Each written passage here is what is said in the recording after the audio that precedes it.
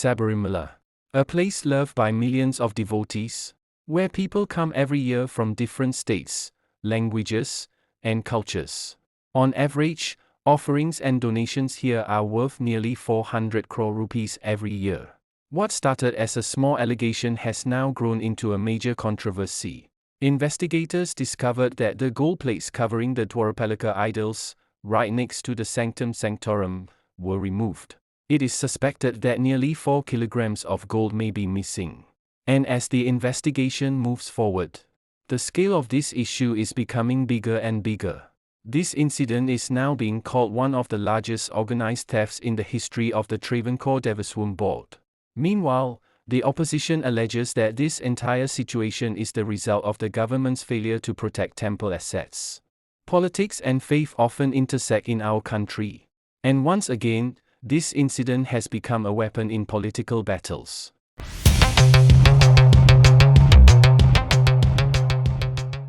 Beginning of the controversy. The controversy began when the gold plates on the Dwarapalika sculptures on both sides of the Srikavil were removed and transported to Chennai. This happened in September, without informing the Sabarimala Special Commissioner or the High Court. When the Special Commissioner reported the matter to the High Court, the court ordered that the gold plates be brought back. After summoning and examining the documents, the court found a long list of irregularities. The court then directed the Vigilance Department to conduct an investigation. It was during this inquiry that more details about Unikrishnan Poi, the person who took the gold plates to Chennai, came to light. Going back to 1998. In 1998, businessman Vijay Mallya spent around 1.25 Indian rupees crore for gold plating the Dwarapalika sculptures and parts of the Srikavil. A total of 30.3 kilograms of 24-carat gold imported from Switzerland was used for the work. The gold plating was carried out under the leadership of J.N.R. Jewelers Nagarajan from Chennai. The Srikavil roof, door, pillars, Dwarapalakas, decorative panels, Kalas, Kanakudam, treasury and several other parts were plated with gold. According to a 2008 letter sent by Vijay Mallya's UB Group to the Devaswom Board, 1.564 kilograms of gold was used specifically for the Dwarapalika sculptures. A 40-year warranty was also provided. Now moving to 2019. Due to the Sabarimala women entry issue and the controversies that followed, the number of devotees had decreased during that period. Some renovation works were also taking place at Sabarimala around the same time. The temple door, Katola, wooden frame, and Dwarapalakas were removed and reinstalled as part of these works. It was then claimed that the temple door had developed defects, and a new gold-plated door was installed in its place. On March 11, 2019, a new gold-plated Srikavil door was installed. The Devaswom Board announced that the old gold-plated door sponsored by Vijay Mallya was still being safely preserved. The sponsors of the new gold-plated door were Vasudevan, owner of CK Constructions, C.R. Ajay Kumar from Bengaluru, Unikrishnan Poi, Ramesh Rao, and Govardhan from Bellary. After this, Unikrishnan Poi frequently visited Sabarimala for various matters and developed close connections with senior officials. He became a favorite of many Devaswom Board presidents. The then Devaswom Minister V.N. Vasavan even described him as an avatar. In 2019, the Devaswom Board had informed the Party Board that the Dwarapalika statues and their pedestals could be newly gold-plated. Earlier that year, on March 19, the board also ordered the replacement of the worn-out wooden panels of the Srikavil. Then on July 5, the Party Board was again notified about the gold plating of the Dwarapalika statues.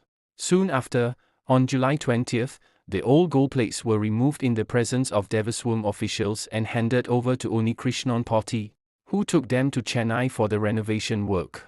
But from this point onward, the irregularities began. None of the key officers who were supposed to accompany the gold plates travelled with them. The Thiruvabaranam Commissioner, the Sabarimala Executive Engineer, and even the Devaswom Smith, all of them stayed back. This was a clear violation of procedure, and it naturally raised suspicion. After nearly 2 months, on September 11, the gold-plated panels were finally brought back to Sabarimala. However, What happened in between was even more alarming. The gold plates, which were supposed to be handled with utmost care and supervision, were reportedly taken to several places without the presence or permission of Devaswom officials. They were displayed and used for rituals at actor Jairam's residence in Chennai and later at the Elambali Dharmasastha temple near Pola. There is still no clarity on whether the Devaswom board had permitted such activities. These incidents added further doubt about the transparency and control over the renovation process. Soon after, another serious issue came to light. The amount of leftover gold, known as malleum, was found to be almost half a kilo less than what should have remained. Vigilance officers claimed that the leftover gold was still with the Poti, while the Poti argued that what he had was only copper. Even more suspicious was the fact that some official documents recorded the gold-plated sheets simply as copper sheets, raising the possibility of an intentional attempt to hide the truth.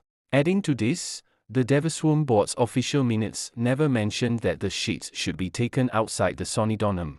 Yet the Mahazar documents clearly stated that they were transported to Chennai. This contradiction became a central part of the investigation. As the controversy grew, the Kerala High Court intervened.